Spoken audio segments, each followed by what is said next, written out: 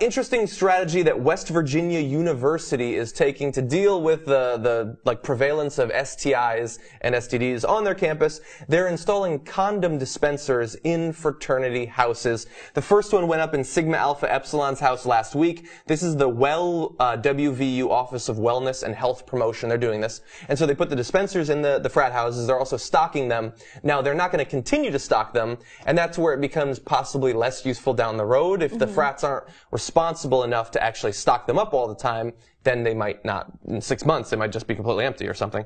But anyway, I think it's an interesting strategy. When you were reading over the story, you mentioned that was kind of weird. What's your impression of that? Do you think it'll work? I think that obviously their intentions are right and they're good, but at the same time, if you are going to rely on the fraternity to keep that dispenser stocked, I don't know. I think that, that's asking a little too much of people in frats. Yeah. Look, maybe I'm thinking too little of them and they probably will keep it stocked, but I mean, you're essentially just providing a machine for them, and you can have a bowl of condoms. Why do you need to have a dispenser? That's a good point. Yeah, exactly. The dispenser isn't going to make a difference. The accessibility of the condoms makes a difference. So whether it's a bowl that you just get for free or a dispenser, it doesn't really matter. As long as the condoms are there, people who want to use them are going to use them, and people who don't want to use them will not use them. Yeah. And that's another thing. I think a lot of people don't use condoms because they don't feel like they feel good enough, and I worry about that as well. And I personally know people who are in fraternities or were from fraternities, and they make the same argument. If the girl's on the pill, they'll usually just have unprotected sex. In some cases, even if the girl isn't on the pill, they'll still have unprotected sex. Even if she's not conscious, they'll just have unprotected sex. That was an inappropriate joke. Okay. Well, it's inappropriate, but true.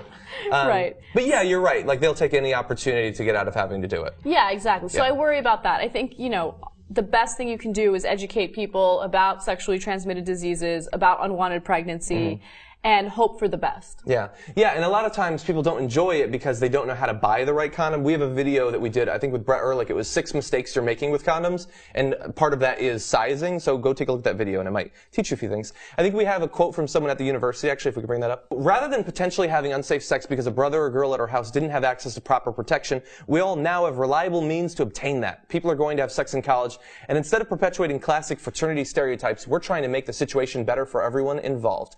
And that's that Office of Wellness and Safety. And so I do think it's a good idea, although I love your point, like it could just be in a bowl, which we had at my dorm. And I love that they're starting at the fraternity houses, but it should be in all the dorms. And I understand that conservatives will be like, well, if there's condoms around, then people will have more sex. But I got news for you. Simply having a condom in your hand doesn't make it any easier to get laid, okay? You're either getting it or you're not, and if you're getting it, you want to have a condom. Who cares what conservatives say? These kids are in college, right? They're not kids, they're adults. Yeah. Like, get out of their lives, okay? You mind your own freaking business. Yeah. Yeah. Mind your business.